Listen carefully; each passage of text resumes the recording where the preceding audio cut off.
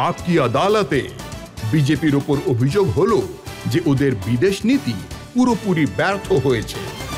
দেখুন, পাকিস্তানের ওয়াজির আজম যখন বক্তব্য রাখছিল পজ হওয়ার পর আপনার কথা অনুযায়ী, তো উনি বলেন যে আমেরিকাকে ধন্যবাদ, চীনকেও ধন্যবাদ, কাতারকেও ধন্যবাদ, ইউএইকেও। ওনারা প্রচুর দেশের নাম নিয়েছেন, কাউকে বাবা, কাউকে ভাই, কাউকে ড্যাডি, সবাইকে এক এক করে। কিন্তু রাহুল গান্ধীর অভিযোগ হলো ভারতকে সাপোর্ট করতে কোনো দেশ আসেনি।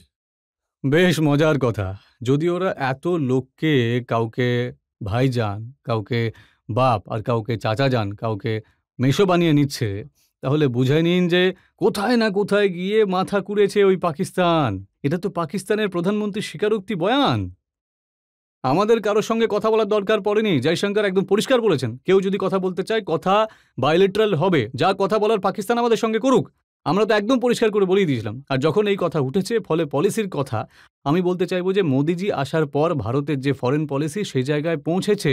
আমি এইমাত্র বলেছিলাম যে রিপোর্ট করতে চাইবো আমি সেটা ডিফেন্স কনটেক্সটে। আমরা S-400 রাশিয়ার থেকে পেয়েছি, যেহেতু আমরা কোয়াডের সদস্য ছিলাম। S-400 দেওয়া সত্ত্বেও আমেরিকা আমাদের প্রিডেড ড্রোন দিতে রাজি হয়ে যায়। আমরা নাটো মেম্বার না হওয়া সত্ত্বেও, তারপরেও আমরা রাফেল নিয়েছি। আমরা আমেরিকার থেকে ফাইটার কিন্তু নিইনি। আর আমাদের ফ্রান্সও সাপোর্ট করেছে। আমরা ইসরায়েল থেকেও সিস্টেম নিয়েছি। আমরা বিশ্বের নানান দেশের সঙ্গে খুব ভালো কোলাবোরেশন করেছি। আরও একটা বুঝুন, আমার মনে হয় যে মানে প্রায় 21টা দেশ থেকে মোদিবাবুকে তো তাদের দেশের হাইয়েস্ট সিভিলিয়ান অ্যাওয়ার্ডস দিয়েছে। এর থেকে বেশি আর কি হবে এই কনফ্লিক্টে? মুসলিম দেশগুলোর একটা বড় পোল রয়েছে, সৌদি আরব, যারা সুন্নি মুসলিমদের সবচেয়ে বড় পোল। ইরান হলো শিয়া মুসলিমদের। দুজনেই কিন্তু কন্ডেম করেছে টেররিজমের, এবং পাকিস্তানের হয়ে কোনো বয়ান দেয়নি। এবার এর পরেও যদি কারোর মাথায় না ঢোকে, with due respect to everybody, আপনি জানেন যে 71 সালের লড়াইয়ে আধা ডজন ভারতের বিরুদ্ধে প্রস্তাব সিকিউরিটি কাউন্সিলে এসেছিল। কথায় কথায় সোভিয়েত রুশকে ভিটো করতে হতো তখন। 7ই ডিসেম্বর 1971-এ 100-র বেশি দেশ ভারতের বিরুদ্ধে ভোটিং দিয়েছিল। আজ ইউএনএ কোনো ধরনের কিছু প্রস্তাব কেউ এনেছে এখনো পর্যন্ত? একটা জিনিস হয়েছে, IMF এর লোন পাকিস্তান পেয়ে গেছে। হ্যাঁ, পেহেলগাঁওয়ের ঘটনার পরেও, পেহেলগাঁওয়ে ওরা যে নারকীয় হত্যালীলা চালিয়েছে, তারপরেও IMF এর লোন পাকিস্তান পেয়েছে। হ্যাঁ, আপনি যে কথাটা বলেছেন এটাও খুব ভালো করে বুঝতে হবে আমাদের। IMF এর যে লোন পাকিস্তান এবার পেয়েছে, সেখানে 11টা অতিরিক্ত শর্ত কিন্তু চাপানো হয়েছে। আর ওই শর্ত, ওই কথায় আছে যে হাওয়া আটকে দেবে, দম আটকে দেবে, প্রায় দম বন্ধ করিয়ে দিয়েছে। শর্ততে এটাও বলা হয়েছে যে তোমাদের এই ল পাশ করাতে হবে, পার্লামেন্ট থেকে পাশ করাতে হবে। এখন পাকিস্তানের সামনে সমস্যা কি? ওদের কাছে 1 সপ্তাহের মতো ফরেন এক্সচেঞ্জ রয়েছে, IMF থেকে লোন নিচ্ছে। আর লড়াইয়ে যে ধরনের ক্ষতি হয়েছে, এখন ওরা অস্ত্র কিনবে নাকি আনাজ কিনবে? এখন যদি অস্ত্র কেনে তাহলে জনগণ ওদের বিরুদ্ধে উঠে দাঁড়াবে, আর আনাজ কিনলে সীমান্ত পারে মোদিজির আওয়াজ শুনতে পাবে ওরা। তো আমার মনে হয় ওরা এমন Catch-22 সিচুয়েশনে পড়েছে। সেই জায়গায় যারা IMF কেসের কথা বলছে, পুরো কথাটা বলুন না। IMF এর চিফ ক্রিস্টালিনা জিওর্জিভা বলেছেন যে এই বছর ভারতে 15% গ্রোথ রেটের সঙ্গে ওয়ার্ল্ডের গ্রোথের ইঞ্জিন হয়ে উঠবে, আর বিশ্বের সবচেয়ে বেশি গ্রোথ ইনক্লুড করা দেশ ভারত হবে তখন। একটা সময় ছিল,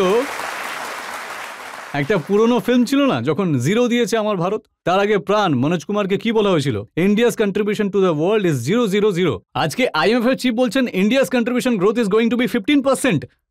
আর অন্যদিকে ওরা বাটি হাতে দাঁড়িয়ে আছে। আচ্ছা, তাও কি লোকের মনে হয় যে এটা সমানে সমানে টক্কর হচ্ছে? মানে একদিকে ট্রাম্পের মনে হচ্ছে সমানে সমানে চলছে, আমাদের তো মনে হয়নি। যাদের মনে হয় তাদেরকে বলছি, দেখুন উনি তো নিজে ভালোই জানেন। আপনি জানেন কি এখানেও কোনো ট্রেড হওয়ার ব্যাপার আছে? আমেরিকার পাকিস্তানের সঙ্গে খুব সাধারণ আমাদের 131 মিলিয়ন আমি ডলার। আপনাকে বলছি, বিরোধী নেতা কংগ্রেসের নেতারা কি বলছে? ওনারা বলছেন যে বিদেশ নীতি কার্যকরী হয়নি, এই জন্যে এখন অল পার্টি ডেলিগেশন পাঠাতে হয়েছে। বিরোধী দলের নেতাদের সাহায্য নিতে হয়েছে ভারতের কেস বিশ্বকে বলার জন্য। দেখুন, আমাদের পরিস্থিতি ঠিকই আছে। আমরা যখন বিরোধী ছিলাম, আমি বললাম যে অটলজি নেতৃত্ব দিয়েছিলেন। আমরা যখন সরকারে আছি, সবার সঙ্গে আছি। বিদেশের নীতির ব্যাপারে আমি যেটা বলতে চাইবো, 26/11 হামলার পর 16 জুলাই 2009-তে একটা নিউট্রাল ডেস্টিনেশন ইজিপ্টের শারম আল শেখে গিয়ে মনমোহন বাবুর সরকার ভারত আর পাকিস্তানের মধ্যে জয়েন্ট ডিক্লারেশন সাইন করে। Anybody can go and check the press release of external affairs of government of India. সেখানে গিয়ে কি বলা হয়? শান্তি বার্তা সন্ত্রাসবাদে প্রভাবিত হবে না। Terrorist activity will not be affected by the composite dialogue, it should not be bracketed. মানে আপনি বলে দিলেন যে শান্তি বার্তা, জঙ্গি হানা চলতে থাকবে, শান্তি বার্তা চলতে থাকবে। মোদিজি বললেন যে টেরর আর টক একসঙ্গে হবে না। আর উনি বলেছেন রক্ত বইবে জল বইবে, মোদিজি বলেছেন রক্ত আর জল কখনো একসঙ্গে বইতে পারে না। আরও একটা কথা বলি, ওই ডায়লগে বলুচিস্তানের নাম নিল ওই গিলানি, যে ওই সময় প্রাইম মিনিস্টার ছিল। এমই এর প্রেস রিলিজের সময় লেখা ছিল যে the prime minister Gilani has also said that he has some input on Balochistan. মানে ভারত সরকার মেনে নিল যদি আমরা বলি ওরা কাশ্মীরে ইনভলভ আছে, বলুচিস্তান ইনভলভ আছে। অদ্ভুত সব ফরেন ডিপ্লোমেসি ছিল তখন, তাই না? এমনটা হয়তো কেউ দেখেননি। আর লাস্টে একটা পয়েন্ট আমি বলতে চাইবো, এদের যে ডিপ্লোমেসি, ফরেন ডিপ্লোমেসি যেটা ছিল, যে আমাদের সেনা জিতত আর এরা সবকিছু হেরে চলে আসতো। কংগ্রেস সরকারের যে বিদেশ নীতি ছিল তাতে কিন্তু অর্ধেক কাশ্মীর গেল, অর্ধেক পাঞ্জাব চলে গেল পাকিস্তানে, অর্ধেক বাংলা চলে গেল বাংলাদেশে। তো আমি একটাই লাইনই বলবো যে এদের বিদেশ নীতি ছিল कि पंजाब गया, कश्मीर गया और चला बंगाल गया और चीन के हाथों मानसरोवर का ऊंचा भाल गया। এক लाइने বুঝে নিন সমস্ত কথা কেন ছিল আর কেনই বা ছিল। কারণ জানেন কি আপনারা, একটা পংক্তি আমি বলবো, हो चुकी यहाँ पर गूंज बहुत अब शांति शांति के नारों की, तो आवश्यकता है आन पड़ी तलवारों की झनकारों की। দেখুন দুটো কথা, এক তো সঞ্জয় রাউতের মতো নেতা বলছেন যে এই যে ডেলিগেটসরা গেছেন এদের জন্য ট্যুরিজম ডিপার্টমেন্ট খুলে দিয়েছেন মোদিজি, টেররের নামে ট্যুর অ্যান্ড ট্রাভেলস কোম্পানি খুলেছেন। সঞ্জয় রাউজির পার্টি সংসদও গেছেন, তো রাজ্যসভার মেম্বার ওনার পার্টি থেকে প্রিয়াঙ্কা চতুর্বেদীজি। তাহলে কেন আটকাননি? মানে নিজের সাংসদও পাঠাবেন, আবার কথাও বলবেন আপনি। আর কংগ্রেসের তো আরো মজার ব্যাপার, ওরা বলছে আমাদের এর ওপর আপত্তি আছে। আরে ভাই, শশী থারুরজি ফরেন অ্যাফেয়ার্স কমিটির চেয়ারম্যান, আর উনি নিজে ডিপ্লোম্যাট ছিলেন, কেন যাবেন না উনি? সলমান খুরশিদ বিদেশ মন্ত্রী ছিলেন, মনীষ তিওয়ারি কত আর্টিকেল লিখতেন ওনার ওপরে।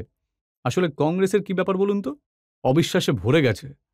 ওদের সরকারের ওপর ভরসা নেই, সেনার ওপর ভরসা নেই, ठीक। আর এখন তো নিজের পার্টির নেতাদের উপরই ভরসা নেই। ওদের মনে হয় এই বিদেশে গিয়ে জানি না যে কি হয়ে যাবে। হতে পারে কংগ্রেসের মনে হচ্ছে বাইরেদের বড় লিঙ্ক ছড়িয়ে আছে, তাই না? জানি না কি বেরিয়ে আসবে। ওদের মনে হচ্ছে যে আমাদের পার্টির এমন কেউ যেন চলে না যায় যারা ওই লিঙ্কে পেয়ে যাবে, আর হতে পারে পরের দিন ও আমাদের বিরুদ্ধেই চলে যেতে পারে। এই জন্য হয়তো ওনাদের মনে এই ভয়টা রয়ে গেছে।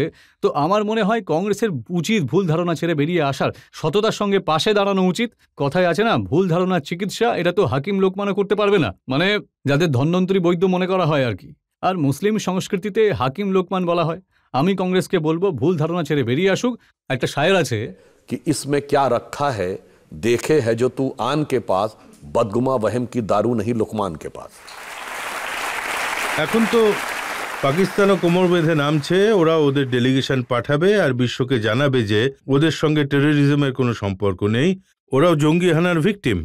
আমি তো আপনাকে বলেছি ওরা নকল এর আগেও করেছে, এতে কোনো রকমই মানে এই নেই। এমনকি আপনাকে বলবো যে একটা পুরনো গানেরও নকল করেছিল আর কি, আর সেটা হলো सदियों के बाद फिर उड़े बादल गुलाल के, हम लाए हैं तूफान से कश्ती निकाल के, इस देश को আর এতেও ওরা কপি করে দিয়েছে। আর শুধু এটাই তফাৎ যে মানে हम लाए हैं तूफान से कश्ती निकाल के, इस मुल्क को रखना मेरे बच्चों संभाल के। এবার শুনুন ওই গানের শেষ লাইনটা কি ছিল, बरसों के बाद फिर उड़े बादल गुलाल के, আর ওরা সেটা করেছে যে बरसों के बाद फिर उड़े परचम हिलाल के, আর শেষে বলেছে যে कश्मीर में फहराना है झंडा उछाल के। আমি তোদের বলতে চাইবো ভাই, ওই কাশ্মীর ছাড়ুন, মশরিকি পাকিস্তান অর্থাৎ পূর্ব পাকিস্তান সামনে রাখতে পারছো না, ফাটা সামনে রাখতে পারোনি, খাইবার পাখতুনখা সামনে রাখতে পারোনি, বলুচিস্তান সামনে রাখতে পারছো না, সিন্ধু সামলাতে পারছো না। ভাই যেটা আছে সেটা তো আগে সামলা, বাকি সব কথা পরে ভাবিস তোরা। আরও একটা প্রশ্ন নিতে পারি? হ্যাঁ, পাকিস্তানের মুনির যে রয়েছে ওদের সেনাপ্রধান, এত খারাপভাবে হেরে যাওয়ার পরেও ওখানে এত সেলিব্রেশন হচ্ছে, আনন্দ করছে, সেলিব্রেট করছে। তো স্যার আপনি যে এত কবিতা বলছেন, তো একটা কবিতা আমারও মনে আসছে कि दूध फटने से जो बनता है उसे पनीर कहते हैं, और हारने के बाद जो जश्न मनाए उसे मुनीर कहते हैं। তো স্যার আপনি কি বলতে চান এই ব্যাপারে? উনি বেশ দারুণ কথা বলেছেন। যুদ্ধ হারার পর কেউ ফিল্ড মার্শাল হন। দেখুন, পাকিস্তানের সেনা কোনো যুদ্ধ জেতেনি, ভোটও কেউ হারেনি, কিন্তু এখানে কেউ কেউ রয়েছে তাদের মুনির কথা বিশ্বাস হচ্ছে। জানেন কেন? যারা 99 পাওয়াটা জয় আর 240কে পরাজয় বলে মনে করেন, যারা থার্ড অ্যাটেম্পটে 3 ডিজিট টাচ করতে পারে না, জয় আর তৃতীয়বার সরকার বানাতে গিয়ে হেরে যায়, তারা তো, আমার মনে হয় যে ওখানেও সেনা হারলে পরে প্রমোশন হয়ে ফিল্ড মার্শাল হয়, আর এখানে ভোটে হারলে তো তার প্রমোশন হয়ে যায়। 2014-তে হেরেছিল, অধ্যক্ষ হয়ে গিয়েছিল, 2019-এ হারলো, বিরোধী নেতা হয়ে গেল। তো ওখানে ফিল্ড মার্শাল হয়ে যায় হেরে গিয়ে, আর এখানে ফিল্ড মার্শাল হয়ে যায় হেরে গিয়ে।